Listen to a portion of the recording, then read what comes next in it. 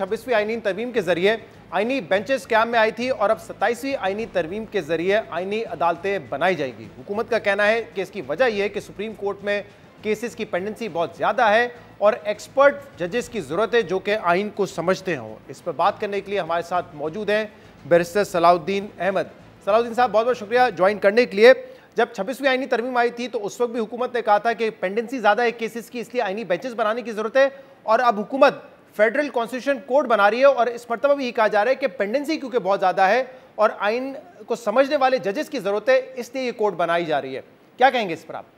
शहजाद साहब, ये तो एक मजाक है जो पहले भी किया जा रहा था। 26वीं आईनी तरमीम के वक्त पे भी यही बात की गई थी, और उस वक्त भी हमने ये बताया था कि भाई 24 लाख केसेस जो हैं वो सुप्रीम कोर्ट में नहीं है। सुप्रीम कोर्ट में है 50,000 केसेस, 55,000 केसेस। अगर आप केसेस की वाकई अपना जो आम साइलिन है उनका भला चाहते हैं तो आप जो 24 लाख केसेस अदालत उज़्मा में नहीं है आप उनकी तरफ तवज्जो देंगे। जो ताख़ीर होती है मुकदमात में वो सुप्रीम कोर्ट में तो परसेंटेज बहुत कम होती है और टाइम के हिसाब से भी उसकी औसत बहुत कम होती है। जो ताख़ीर होती है वो सिविल जजेस, मैजिस्ट्रेट्स, फिर सेशन जजेस, डिस्ट्रिक्ट जजेस, फिर बाद में हाई कोर्ट्स वगैरह। सुप्रीम कोर्ट में तो एक टाइनी प्रोपोर्शन केस का जाता है। उस वक्त भी लॉ मिनिस्टर साहब ने कहा था 26वीं तरमीम के वक्त कि अभी आप बस इंतजार करेंगे, हम 26वीं तरमीम को ख़त्म करके फिर हम फौरी तौर पे जो सिविल और जो फौजदारी के मुकदमात हैं उनके लिए कोई लॉ रिफॉर्म्स लेके आएंगे। कोई लॉ रिफॉर्म्स नहीं आए, साल गुजर गया, उसके बाद ये 27वीं तरमीम आ गई। तो ये मजाक कम से कम अपना प्रोपेगेट करना छोड़ दें। लेकिन सलाउद्दीन साहब, अगर हुकूमत की वजह मान भी ली जाए तब भी इसका तरीक़ेकार तो मौजूदा सिस्टम में नहीं मौजूद था, क्योंकि जो आपने सुप्रीम कोर्ट के जजेस की तादाद है उसकी लिमिट 34 कर दी है, अभी 24 जजेस हैं। तो अगर पेंडेंसी का मामला है तो आप 10 और जजेस ले आते और आईनी माहिर ले आते, उनको आईनी बेंच का हिस्सा बना देते, तो ये मसला भी रिजॉल्व हो जाता आपका। तो फिर कोर्ट बनाने की क्यों जरूरत पेश आई है? आईनी शहजाद भाई, अपना आईनी माहिरीन मौजूद हैं सुप्रीम कोर्ट में। नहीं, और ले आते, मैं कह रहा हूं 5-6 और ले आते। नहीं, मैं वैसे कह रहा हूं, जब आपने आईनी बेंचेस बनाई थी उसमें आपने जो मुल्क के जो सबसे जो अक्रॉस द बोर्ड, चाहे आप उनकी सोच, उनकी फिक्र से अग्री करते हो या ना करते हो, मगर जो across the board constitutional law में एक्सपर्ट समझे जाते थे जज साहिबान, ठीक है, उन सबको तो आपने वहां आईनी बेंच से आपने बाहर किया। आपने जो बेंच आईनी बेंच में आपने क्राइटेरिया, पहले दिन आपने कहा था कि क्राइटेरिया होना चाहिए, गवर्नमेंट ने कहा नहीं, हम कोई क्राइटेरिया नहीं देंगे। तो भाई अपना ये तो कभी ऑब्वियसली ऑब्जेक्टिव नहीं था।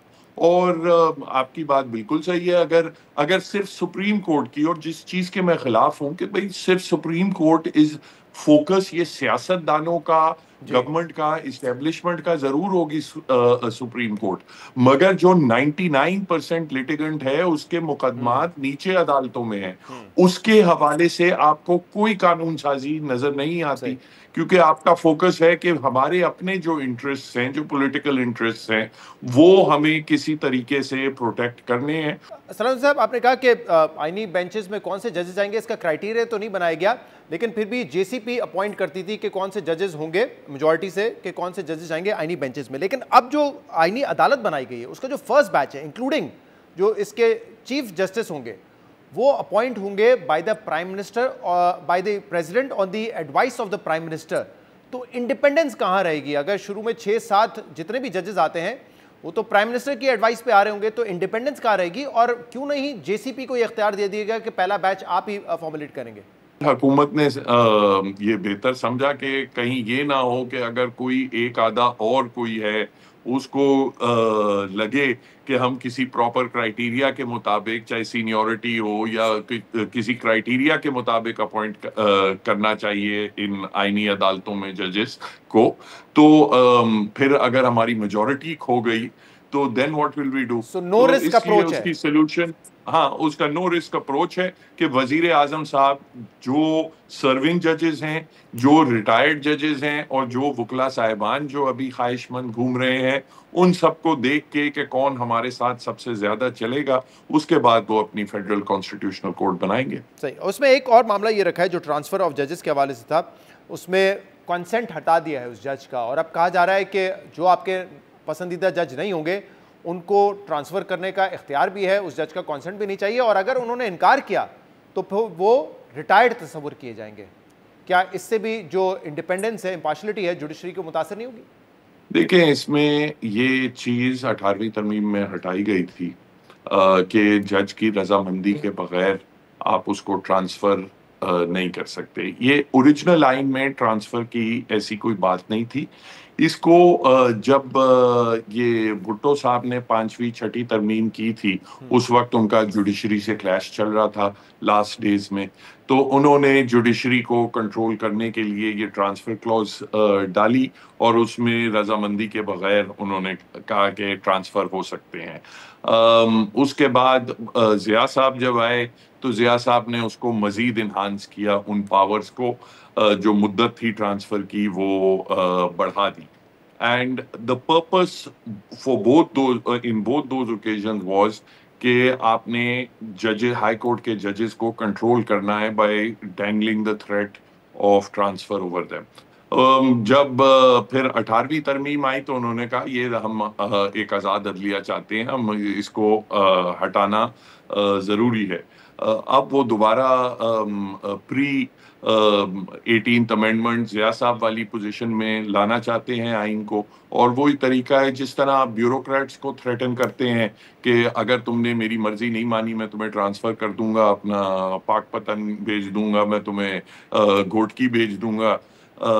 تو وہی طریقہ ہے, اب ججز کے ساتھ بھی یہی ہوگا. لیکن اس میں پھر آرگیومنٹ یہ دیا جا رہا ہے کہ یہ فیصلہ ایگزیکٹو کے پاس نہیں ہے, یہ جے سی پی کے پاس ہے, اور اس میں ججز بھی ہیں, اب تو آئینی بینچ کے ججز بھی ہوں گے, اس میں کچھ حکومتی عہدیدار بھی ہیں, بٹ اس میں 5 ججز بھی شامل ہیں.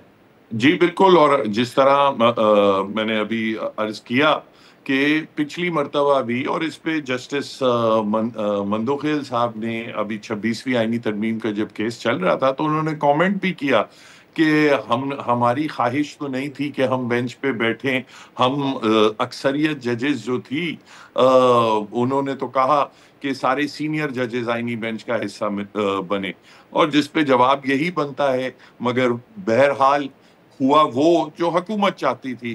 تو آج بھی جوڈیشل کمیشن میں اکثریت تو وہی ہوگی اور فیصلے بھی وہی ہوں گے.